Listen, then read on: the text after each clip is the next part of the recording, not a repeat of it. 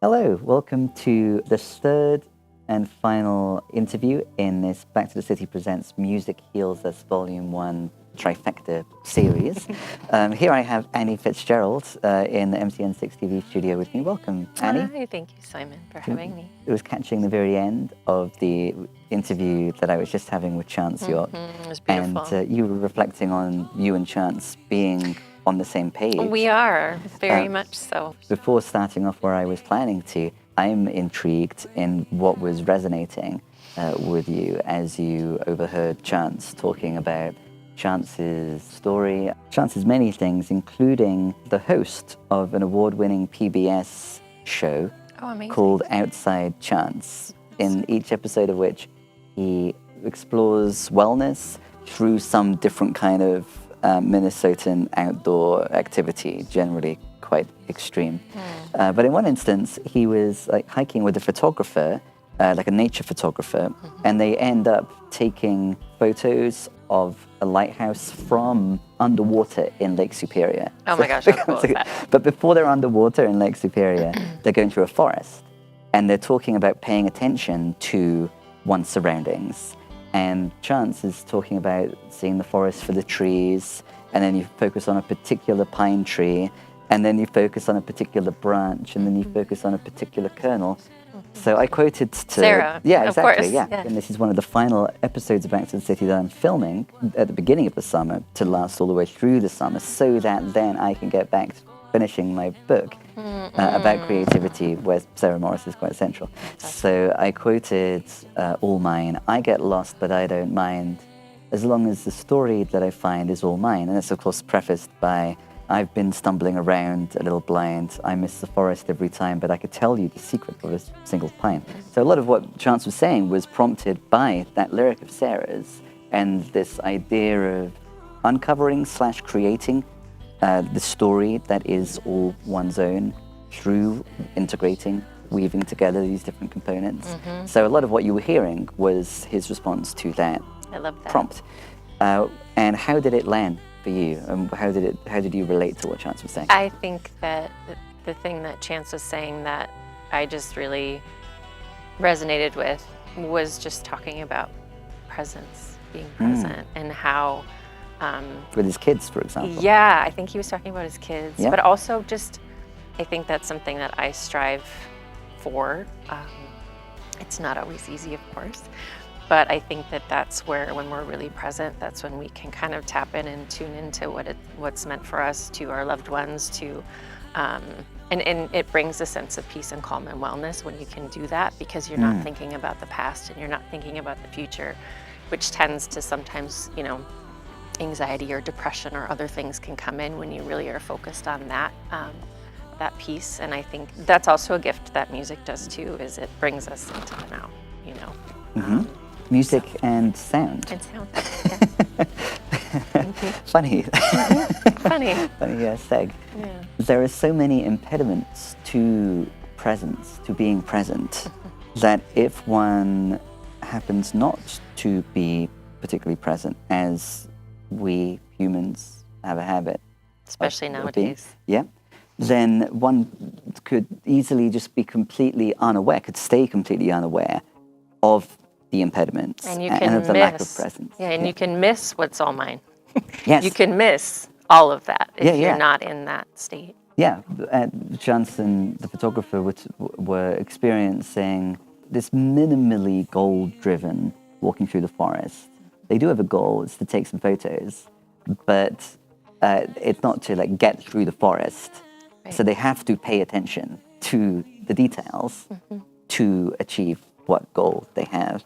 I was also reflecting with Chance on my experience of being stuck in England for 18 months during the pandemic, in large part because something that I did during that time was a wellness workshop online with Chance. Oh, And beautiful. so I was I had the opportunity to be able to devote a lot of time and energy to my intentional wellness practices. I got more into meditation, explored as much as I could on my own, using sound for healing, like just different frequencies. Frequencies, And yes, exactly, which yeah. is something that in the first of these 3 interviews, Lady Midnight and I talk about a lot. Cool. So I think I'm excited to listen to that. yeah, and to witness what is being done within the short film of Lady Midnight's that will be premiered in Music Heals This One. There's going to be, you'll be passing on a sound healing baton. I love that. To a multimedia Lady Midnight middle segment. I just got goosebumps. Yeah, it's exciting. It's Sounds exciting. beautiful. Let's take it as a given. I found it to be the case. You found it to be the case that there are lots of impediments to presence, and in my experience, upon becoming aware of some ways in which I get habitually held back, meditation, various other practices have been useful. But something that's specific, that's really appealing to me about sound journeys. I'm talking about sound journeys because Music Heals This Volume 1 will start with a sound journey led by Annie Fitzgerald just here. What is a sound journey? When I went to the part of your website that poses and responds to that question, I really liked the quote from Erica Longton, I think. Longton? Yeah, I believe so. Who is a sound therapist. Yep. No belief is necessary other than a desire to work with your body's unique intelligence. No belief is necessary to get something from the sound journey other than a desire to work with your body's unique intelligence. That is so pregnant and succinct and powerful. It's beautiful, isn't it? Yeah, and you also highlighted that lots of the benefits that come from practices like meditation, such as lowering blood pressure and increasing oxytocin, come from the sound journey. Whereas for me, before I was instructed in how to cultivate a meditation practice, which has served me very well in the meantime, I wouldn't have known where to start with meditating. Right. So let's use this as a starting point. What thoughts do you have on the analogy and the differences between, say, having a meditation practice and attending a sound journey? It's a really good question. I think having a regular meditation practice is such a gift, and when I carve out the time, because we are humans and we have all of the things, when I carve out the time, I notice that I am moving through the world with more intention and presence in general. I think that with the sound and sort of how I speak about it, because you've been to one of my journeys before, and I'll probably talk about this on August 3rd as well. However anybody experienced the sound that evening is perfect and good. Everybody experiences it differently, and even people who have come back numerous times, it's always different. And for me, as I'm sort of channeling the sound as well, it's always different depending on the energy that we all bring together as a group. But what I will say about the sound that's really beneficial and helpful, you know how you start a meditation practice, or even if it's just a day where you have a lot of things swirling around in your brain and you sit down and you get quiet and you focus on your breath, and then your to-do list starts coming in your brain, and then you're like, oh, snap out of it. You know, I'm not any good at this. Back to the breath, all of that stuff. Yeah, or the to-do list is more important, really. What am I doing? I'm wasting my time. Right, exactly. Yes. All kinds of thoughts like that. All of those thoughts. Yeah. The thing with sound that's so beautiful and wonderful is that it sort of distracts the part of our brain that would allow those things to come in more easily. And I'm not saying that you'll come to a sound journey and you won't have those things. But eventually, I think the sound does distract that part of our brain and helps us sink into those deeper brainwave states where we can, you know, our nervous system calms down and relaxes. I remember the first time I had a sound journey, that I experienced one with my now teacher. It was just such a beautiful experience, and I could feel the energy moving. And I even had this really important and beautiful visualization that I didn't understand what was happening at the time, but then 4 years later, I was like, whoa. Who is your teacher? And could you expand a bit more on your first experience of a sound journey? Yes, I can. So in 2017, sound healing, sound therapy, facilitating sound in this way has been calling to me for a really long time, especially like started around 2012 when I had my son. I had been curious because I've always been somebody who has explored different transformational modalities, meditation, the Akashic records, just different ways to tune in and tap into to spirit, to my higher self, to whatever it is that you want to call it, and to sort of find my path. And so I was going to Sedona in 2017, and I was like, somebody in Sedona has gotta be doing this sound thing that everyone keeps talking about. So I looked online and found my teacher, now teacher, Three Trees, and he was doing a sound journey at his house. And I walked in and I experienced the sound journey. During the journey, I had this vision where I was walking up this green grassy hill, and all of a sudden there was this dog. And I was like, what is this? And I walked up this grassy hill, and there was my friend Liza, who I hadn't thought about or spoke to for a really long time. And she lived in Hoboken when I moved to New York City, and I worked for her at her yoga studio. And I turned to my left, and there was Three Trees in this journey. And I was like, okay, I have no idea what this means. At one point in time, Trees was going to be coming to Minneapolis, potentially touring. And I kind of tried to get him, set up here. And that never happened. And then the pandemic. And then I was doing a meditation during the pandemic. I went through massive amounts of personal change, as so many of us did during that time, and was doing a meditation, and he popped into my head, and I was like, okay, I wonder what he's doing now. I haven't talked to him for a long time. And so I went and looked.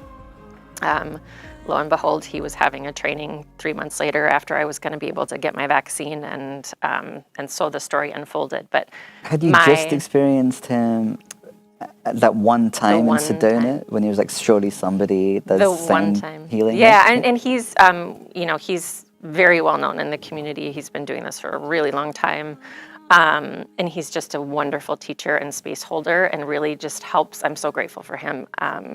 He really just held space for all of us to find our own way and guided us along the way. But at my last training with him, well, I thought I was going to Sedona, but he had moved to the Berkshires. And I had just reconnected with my friend Liza because she was helping me with some career coaching things. She lives in the Berkshires. The last day of our training, I walked up that grassy hill with their dog Marley, who came in after the first sound journey. I was like, that was the dog I saw. And introduced, and so it was beautiful. And, it's those kinds of things.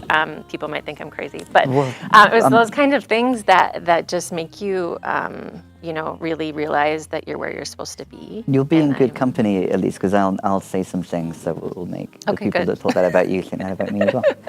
In my experience, when it's startling, isn't it? When suddenly one has an experience like that is, even if in keeping with some other quirky woo-woo things we might be used to, is like a step further down the rabbit hole, so to speak. Where it's like, oh, if I have to be careful who I share this story with. And I've gotten to the point now, I think, along my journey, where I'm finally in this space, in this place where I can just be authentically me too. And I don't really care. Yeah, hence this being here and talking. But but when I would first experience things like that, then I would be more like, oh, better not tell everyone about it. Yeah. And strangely, one of those times for me, I was just sharing before the interview, was when I was going through a difficult time. I had immigration issues related to getting divorced from my ongoing good friend, Brooke. And I was lonely. It was Christmas. And as a kid, I'd always liked going to church for Christmas Eve. But it was very secular. As soon as I didn't believe in Father Christmas, aka Santa Claus, then it was like, parents, why are we not going to church? And they were like, well, it's all not real now. So there was 1 year when I went on my own. And then fast forward to that year when I was lonely and confused and lots of life changes. And I just brought myself to St. Mark's Cathedral and had a powerful experience there that I couldn't really put down to just nostalgia. Yeah. It felt like something more powerful. And as a result, I have a song called The Bells of St. Mark's that we're working on with my band Sunshine Emblem now. And all kinds of synchronicities have happened with St. Mark's, including that being where your sound journey was happening when I wanted to see what your sound journeys were like. Yeah. And having an inkling that I could invite you to participate in this Music Heals Us series. And then Venus de Mars filming the music video for her trans anthem at St. Mark's Cathedral. Yeah, it's beautiful. So could you expand a bit on that as a choice of venue where you conduct sound journeys, and the VFW event hall as a venue where you conduct sound journeys? Because you do them in lots of like the Hewitt Hotel. Yep, I'm at the Hewing Hotel. Hewing. I'm kind of all over the place. The Hewing Hotel. Lots of yoga studios. Yep, Yoga Center Retreat, Honest Yoga, Willow Soul Yoga. I do private journeys for people too. So I'm used to going into different places for sure. Why St. Mark's? St. Mark's ended up coming to be because my dear friend Suze, who's a transformational nature guide, she wanted to put together a group for her clients, and she was looking for places and spaces, and she went to middle school with Tim, who is a priest there, and we ended up having a meeting, and he showed us the cathedral, and he showed us the chapel, the Whipple Chapel, where we are currently conducting or facilitating journeys there, and he was like, we should just make this a thing. We should make this a thing instead of just doing it. Why don't you just, the space is here. It's beautiful. It's not being used. So yeah, that's been a really, such a gift. I feel like Tim's like this, he's an angel. Just he's wanting to bring in, because he's seen so much over the past 5 years of the struggles that people have gone through, within our community, with COVID, with all of the things, and that people need places and spaces to gather, to heal, to be witnessed and witness one another, which is just so central to what I want, what the spaces and the places that I want to work in. So. Yeah, there is in retrospect, I experience it as a like powerful energy to St. Mark's. Oh.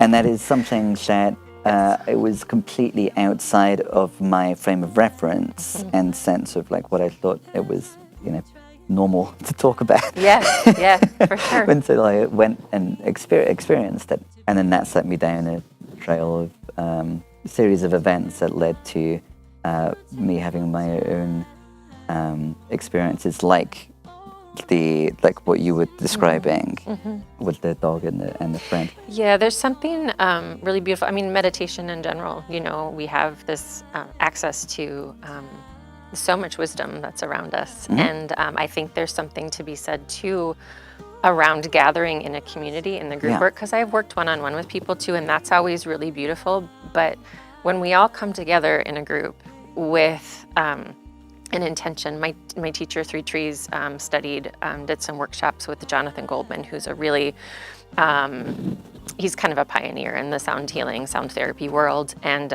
he always talks about, and Trees sort of said to us too, people do have certain ideas around what frequencies and hertz and things that you can work with for sure. And maybe what they sort of help to amplify on a healing realm.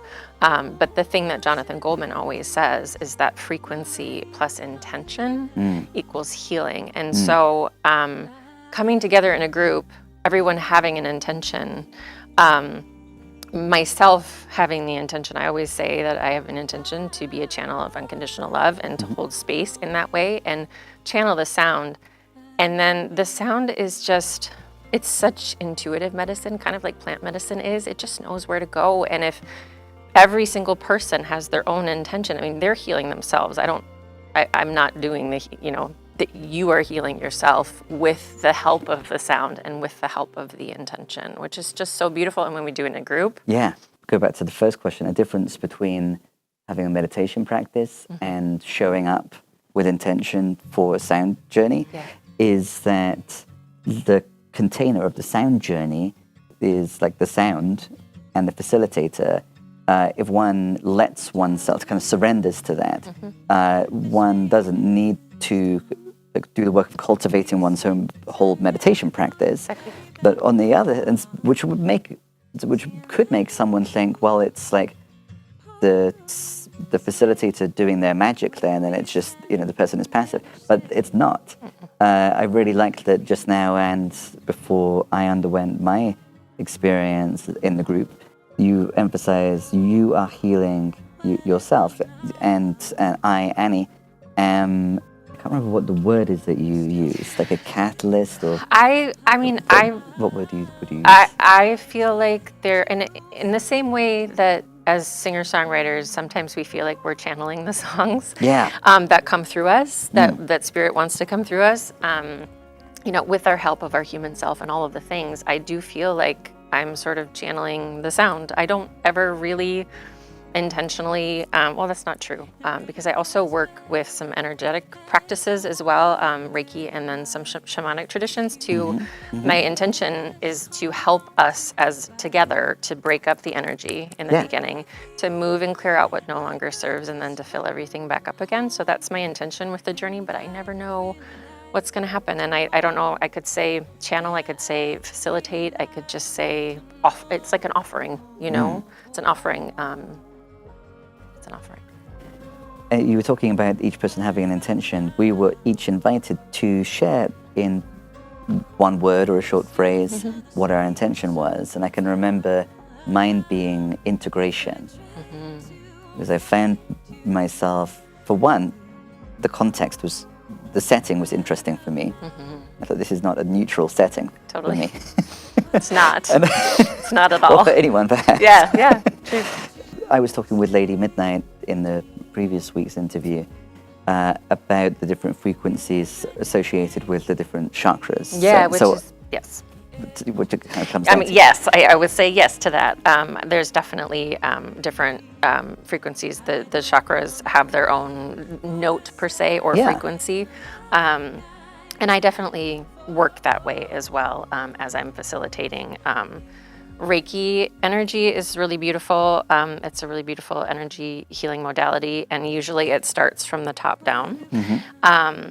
And sound, for whatever reason, I usually start from the bottom up with the chakras. But yes, there definitely is a frequency associated to the chakras. Yep. So when I was just on my own for most of each day for 18 months, because there was a much harsher lockdown in England, and I happened to be visiting my parents who lived somewhere totally different from where I'd grown up, in the middle of the countryside.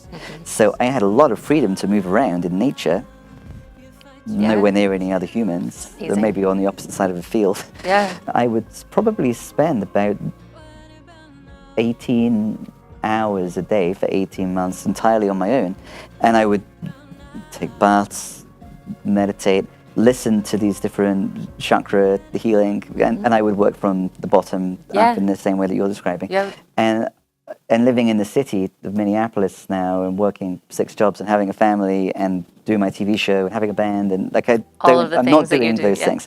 So I thought this was a perfect opportunity for me to feel back into my personal experience of the growth and transformation that occurs through committing to these practices. Absolutely. And as you were, and it sounded for me, with going in with that intention, there were moments where it sounded like the waves. Maybe, so the way in which, and obviously my eyes were closed, I had a mask on to be more fully present. It really brought me back to sitting alone by the English Channel, having the experiences that I was having then, which fit with my intention. Your body remembering what that felt like. Yeah, absolutely. Right? Yeah. Your cells remembering. I mean, everybody has a different experience. Yeah. A lot of people have those experiences. Sometimes they say the sounds took me somewhere, and some people see color. Some people get emotional, and I always talk to people about it beforehand too, just to have people know what to expect. And that it could show up in, a bunch of different ways for individuals. Some people they get emotional. Some people feel things physically from their body, but it's just energy moving and clearing. Some people can't stand the ocean drum that you were just speaking of because it makes them feel uncomfortable. But I always say it's like a pressure valve. If you breathe through it, that eventually it's moving, and then it just sort of has this, and that's literally just energy. you know? This is the release and the letting go that keeps them coming up as a thread throughout.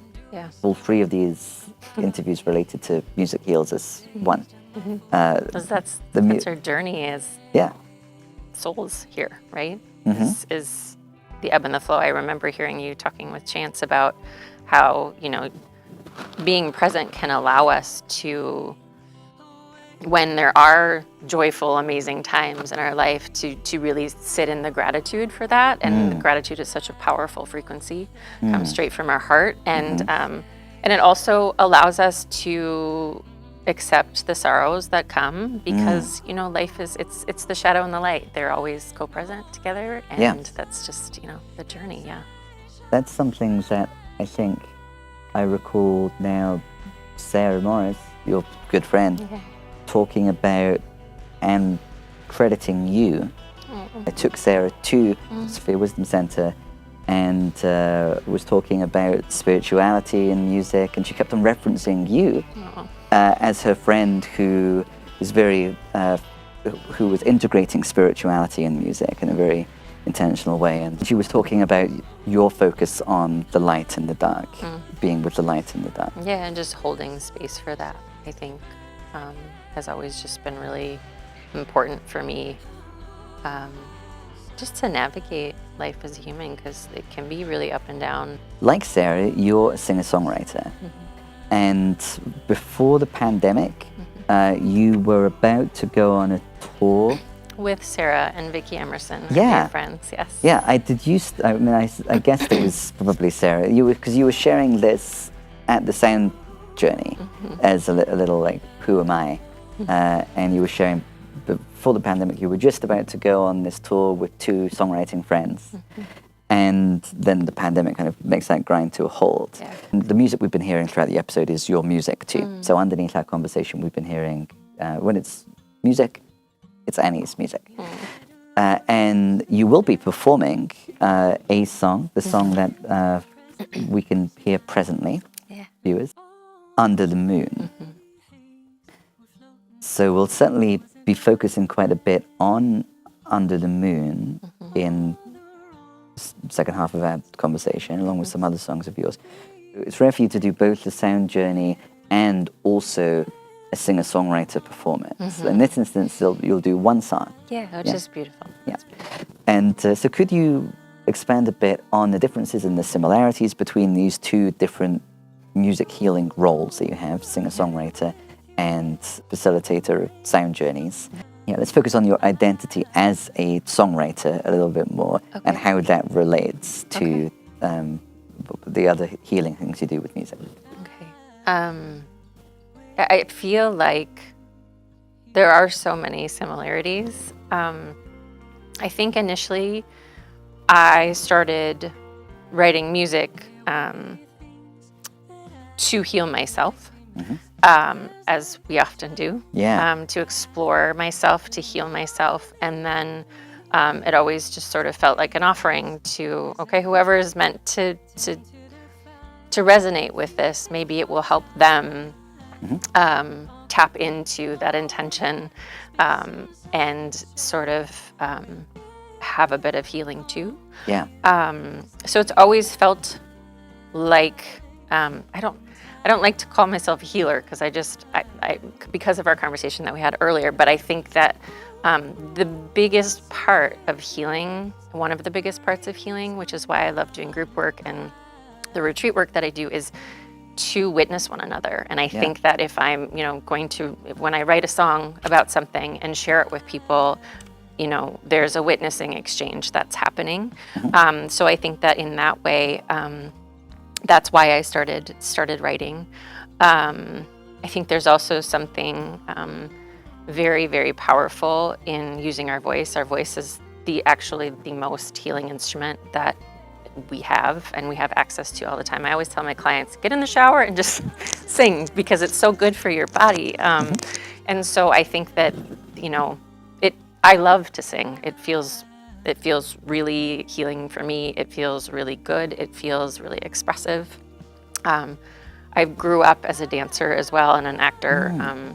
and worked in musical theater a little while too. So the idea of expressing and sharing and witnessing has always just been really important to me. So as a writer and a songwriter, I think that intention has always been there for me. I just love gathering, which was, so hard for all of us during the pandemic. I love gathering. I love witnessing. I love, even the song Under the Moon, I wrote about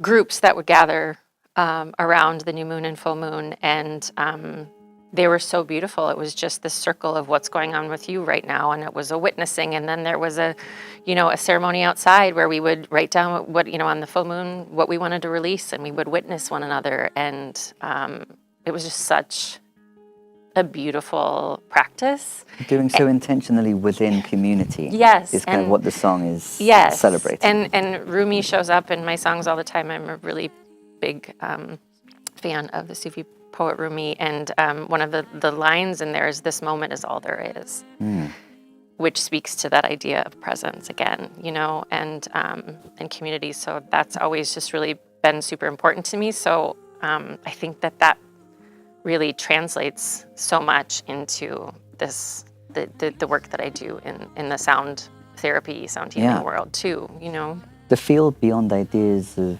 good and bad, that's Rumi, is it not? I think so, yes. Yeah.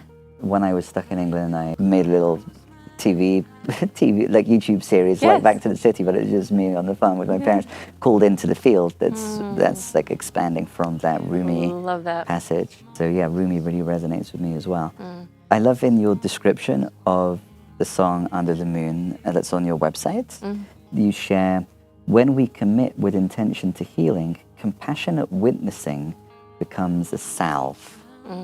Could you expand on what you mean by compassionate witnessing and this metaphor of the salve? I think that empathy and compassion are so important. And I think that speaks to authenticity as well. Like when we're really being authentic, when we're really in our heart space and our heart center and coming from this place of unconditional love, really, then we're creating this energetic container for someone to be witnessed. Because sometimes it's really important for us to actually speak and feel our pains and our aches and our hurts and all of that. And when we have this compassionate container of, witnessing that's just authentic, and you're getting this energy from people's hearts of unconditional love, it's like a balm for the soul and for the heart, in a way that allows people to realize, okay, well, I'm not the only one that's going through hard times or wonderful times or whatever, it might be. I guess that the salve piece is like, it's not going to heal all of the things, and you're not going to walk out of there whole, but maybe a little part of you is protected in a way, The couplet that really speaks to me the most in this song of yours that you'll perform after the sound journey is, "You show me how to hold my pain, we watch it dissolve till only love remains." I think that really gets at it. And then as in your reflection again about the meaning of the song, you share, "When we let our emotions be, let them pass with compassion and non-judgment, and glean the lessons they teach us, we are given a gift."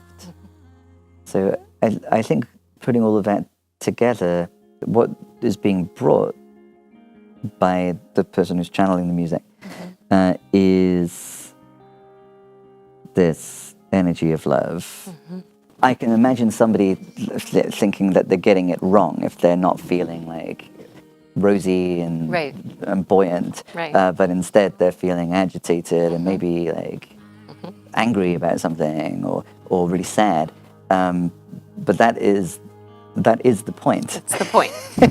It's the point. It's I think a lot about how my son Will, who's almost 12, he was a late talker. And so I spent a lot of time just like teaching him about his emotions and what they were, and teaching him which I still have to reteach myself all the time. Yeah. How to just let the emotions pass through us, because it's hard, because we want to step in there and we want to fix it and we want to do all the things so that we don't have to feel them. But that's the point.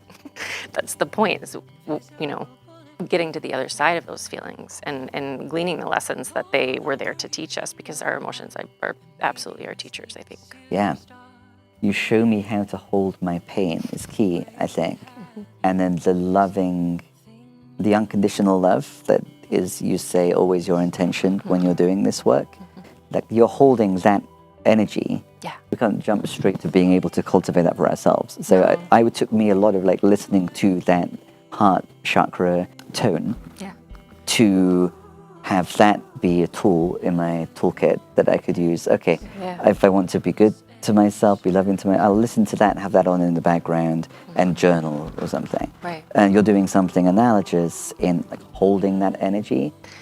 And it's an invitation. I think it's an intention and it's an invitation for us to sort of sync up together vibrationally. Yes. Yes. If that makes sense. Let's say I'm feeling wounded in some kind of way and I go to the sound journey, it's going to be a lot more transformative for me if I show up with this metaphorical open wound and let the love be a balm than if I show up look, I'm the same. Right. I'm just pure love. Yeah, or the person that shows up with just a huge open heart with all the unconditional love can just make that bigger if they want to, Yeah, exactly. Yeah, you can do that too. Yeah, totally. I mean, which is beautiful, because who doesn't want more people leading with their hearts, walking around in the world, Yeah. I want that anyway. Me too. I know that sound is the first of the series of songs that, if I understand the timeline correctly, emerged once you experienced these big shifts and life changes around the pandemic, with the tour that you were going to go on with Sarah and Vicky not occurring because of the pandemic. I know that sound, which was written for the Me Too compilation, is the first, followed by Under the Moon, Anam Cara. I'll Wait Here, What About Now? You said the energy and the frequency of the music changed around this time. Perhaps focusing on I Know That Sound as maybe the first in this series of songs that emerged once the energy shifted. Could you talk a little bit more about what you mean by the energy shifting? Yeah. I remember when I got asked to write a song for the Me Too Minneapolis collaboration, I remember being kind of scared to say yes. But there was absolutely I try to lead my life with if it's not a hell yes, it's a no, But there was definitely a yes that was in there, and I felt like there was a part of me that needed to move through some fear that I was carrying. So in writing that song, there was just lots of healing that happened for me in general, and honestly putting it out into the world was really important for me to do as a musician, and also more importantly as a human who had gone through some things that were hard and difficult, and to sort of put that out in the world was really important for me. I just started, I think the frequency of the songs and the that I started writing changed because I sort of changed who I was spending my time around in a very big and intentional way. To step into talking about those things was really important for me. And then the other songs, especially that followed the Under the Moon and Anam Cara and I'll Wait Here, were really about tapping into safety. And this feeling and being grateful for the safety that was around me, and being grateful for, for the healing circles, like in Under the Moon. Anam Cara, it's a Gaelic word for soul friend. Yeah. And so the friendships that were around me. And then I'll Wait Here was really just about patience and and acknowledging the people in my life that were holding space for me as I was healing through a really big transitional time was really different. And I think I also, because I was spending time around different people and made some big decisions around that, I think that I was actually writing from a more authentic place. I didn't have to be afraid of where I was coming from or hide any parts of myself or my heart anymore. Yeah. You could hold your pain, your own pain, within the song and watch it dissolve till only love remains. There was a Minnesota Women's Press article called "What Does Healing Mean to Me?" You were someone who shared what healing means for you. And at the time you said, for me, healing centers around the holding of space. Space for each other and space for the divine. Could you expand a little on that statement? Yeah, I mean, I think it circles back to all of that, the work and the group work and the witnessing and the salve and the stepping in, into relationships and group work with unconditional love. And I think that when we witness one another and when we step into those places with intention and with love and empathy and compassion, there's something that happens, like this alchemy or something that happens with the witnessing and that allows us to tap deeper into our own hearts and in turn into our higher selves and to be able to, I think personally, when we can really tap into our heart center with that frequency of unconditional love and empathy and compassion, that it allows us to be more present and then to open up to all of the synchronicities and the things that are meant for us, and things start flowing more. And so I think that in and of itself is sort of a wonderful affirmation from the divine that gives us this thing where it's, like I had said before, I am where I'm supposed to be. I'm on the path, and I'm just going to keep following this because we never know what's going to come or, what's going to happen tomorrow. It's weird synchronicity led to me a little bit after having that experience at St. Mark's. I made friends with a musician whose Christian faith really informed her music, my friend called Lauren, and I was walking past the church where she'd been a youth pastor, and I was and she had a tattoo, agape, and another one, metanoia, and I was walking past this church where she used to be the youth pastor, and thinking about her and thinking about how nice it is that as an academic with an interest in ancient things, that I had a way to understand and connect these terms, metanoia and agape. And as I had that thought about Christianity in the ancient world, I looked to my right, and there was this, the Sophia Wisdom Center, I later came to know it was called, and on the side of it, it said Ancient Wisdom for the Present Day, and there was a statue of Mary. So I had to check out what it was, and then I went, when there's something happening here, I went on the next Sunday because I had the good experience of going to a service from St. Mark's, and the master teacher of this order of mystics was visiting, and there's so much extreme synchronicity in the story, but it was so powerful that I learned to meditate there, and then one of the ministers who had been living in the house connected to it moved out, and the other minister who was teaching me meditation, was like, Simon, do you want to live in this neighborhood? I think she knew it was close to Mortimer's, where I ran the Back to the City events, and it was like my hub already. So then I moved in, and I could go to a chapel every day, right up until the pandemic. I also think too that cultivating a regular meditation practice, you were in it at that point in time, and then all of these synchronicities started showing up and showing you in these really powerful, beautiful ways because of the intention that you have in your meditation practice. And sound just allows us, sound facilitated as a sound journey, and allows us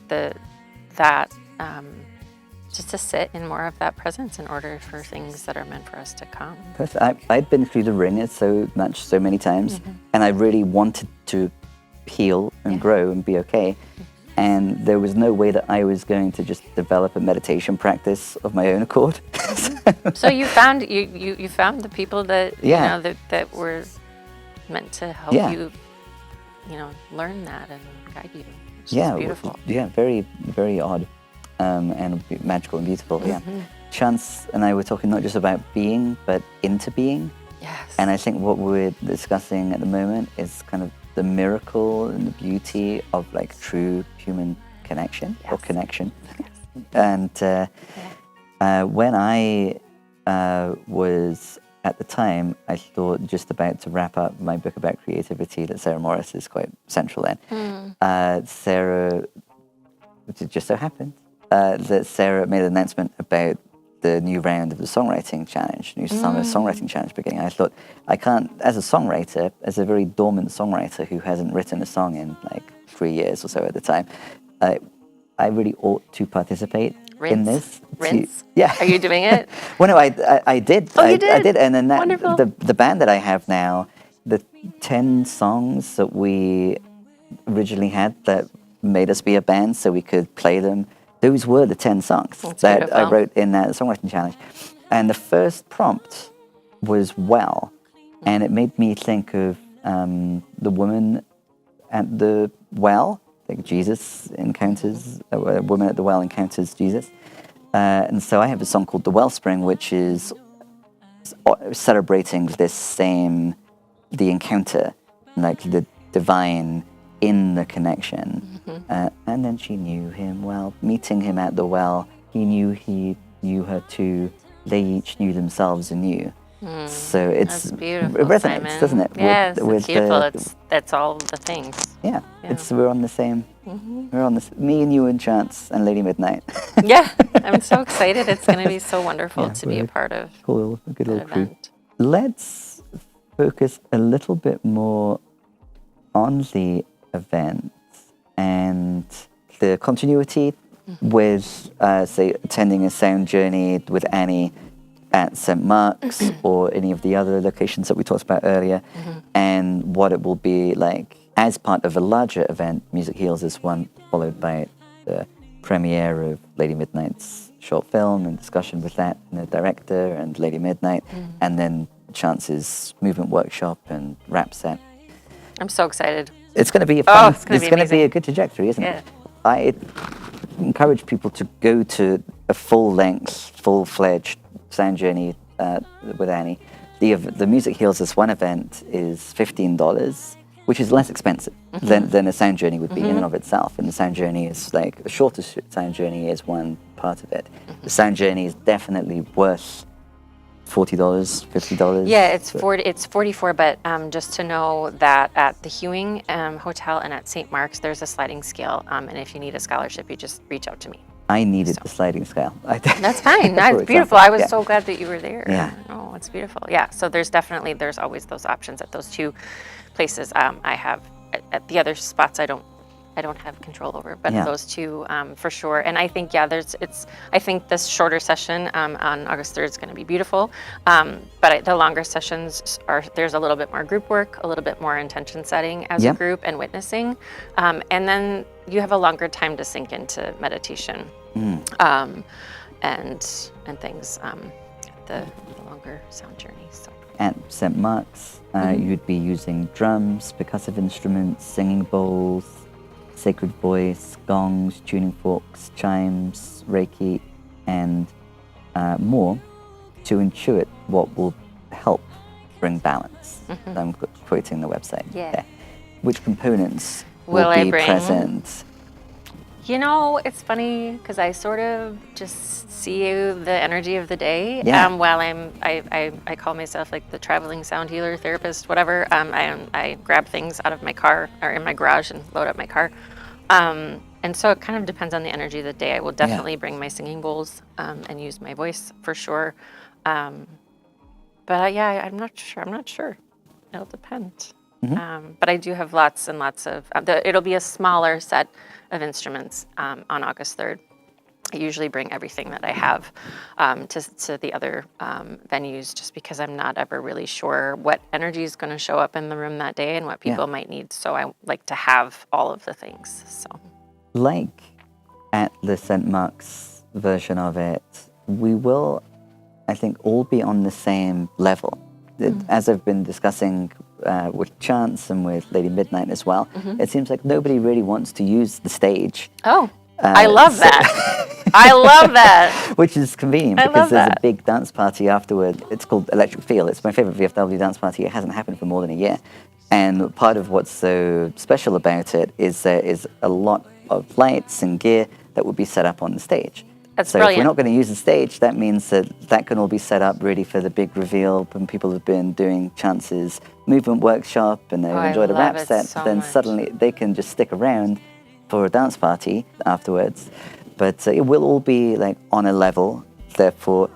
Are we asking people to bring things to get comfy if they want to on the floor? Because you can sit in chairs. One option, people who are on the fence about whether to go to this event, is to show up, sit in a chair, witness a short version of a sound journey as a kind of centering, kind of initiation to this event, and then you'd hear a song by Annie performed, and you'd witness a short film. Everything is focused on healing. There'd be the energy of love that is present and experienced in the sound journey will remain in the space throughout. Sure.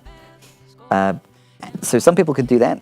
Other people who really want to fully engage in the sound journey in something like the way that one might at St. Mark's Cathedral, say, are welcome to bring things with them. Yes, things like a yoga mat or a blanket, yoga blanket. If you want to cover yourself, sometimes people will bring pillows, just things to, stay comfy. And I would assume there would probably be a place that they could stash those after. Absolutely, yes. Yeah.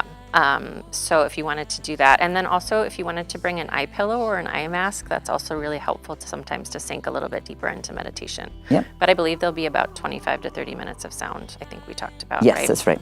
Yeah, Yes. so that's still a beautiful amount of time to experience it, and being seated is totally fine too. You still will get the benefits from it. The sound is working with us from a physical level, an emotional level, the energetic level, regardless of how you choose to experience it. So. Absolutely. So yeah, there'll be ample seats for if everybody just wants to sit in seats. You The can same do that seats too. that they'll That's be fine. in when they see the short film, which is 15 minutes, and engage in the Q&A. Probably, I suspect people will want to leave their seats for Chance's movement workshop and the rap set. Oh, that's so exciting. And then we'll move them across ready for the dance floor.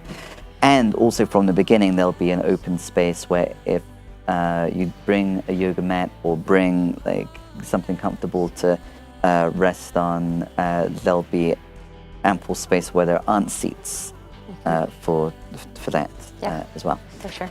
The only song that we haven't really spoken about, What About Now? I really love, this is the couplet that really speaks to me most in that song. There's a reference to essentially being in a certain place. We've returned to this place where we sat and never said how we were feeling. Ooh, what about now? That's the refrain. Ooh, I still feel the same somehow. So what I love about that is that we're returning to this place where we didn't say how we were feeling, and what we're doing is saying how we're feeling, which I feel is just very fitting.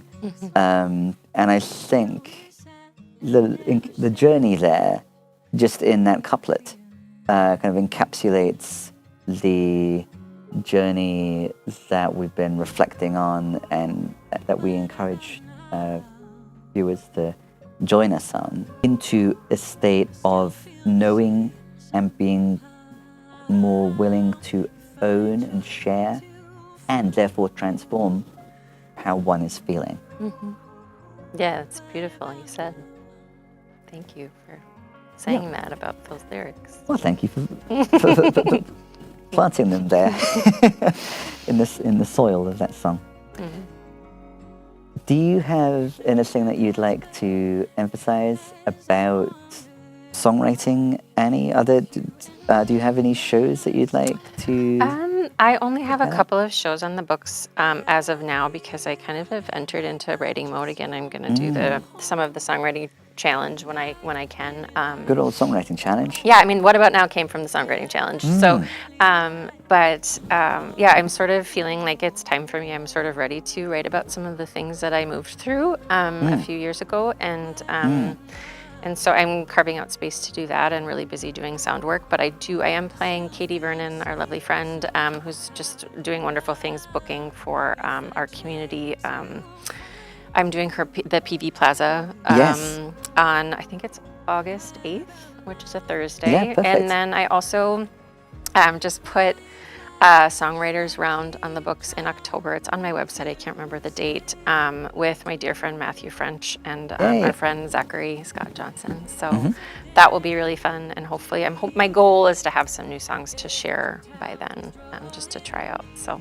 Very cool. Yeah. Well, those are some places that one can witness songwriter Annie, singer-songwriter Annie in all of her glory. We've highlighted some places that one can go to witness longer sound journey, and you can witness these integrated aspects of Annie at the Uptown VFW for the first Back to the City Presents Music Heals this one, the first Saturday in August. Please come and join us. Yes. We've arrived at the end of our interview. Thank you so much for having me, and thank you so much for all that you do for our songwriting community. I think we're really lucky in the Twin Cities to have so much support, and you're a really integral part of that. So Thank you, Annie. thank you. Thank you, yeah. Now we can go and be with our respective Yeah. families and Exactly. kids. I got to go pick up kiddo from cardboard camp. So yeah. We have lots of camps happening in our Yeah. family unit this summer too. Yeah. So yeah, we will reconvene at the VFW. Can't wait. Really excited for that. There is a second Music Heals Us event happening, same time, same place, first Saturday of September, featuring our friend Mary Bew and also Venus de Mars and Larry Wish. More about that on an upcoming Back to the City episode. In the meantime, though, I've been Simon Calder. This is Annie Fitzgerald. Thank you very much for watching the episode, viewers.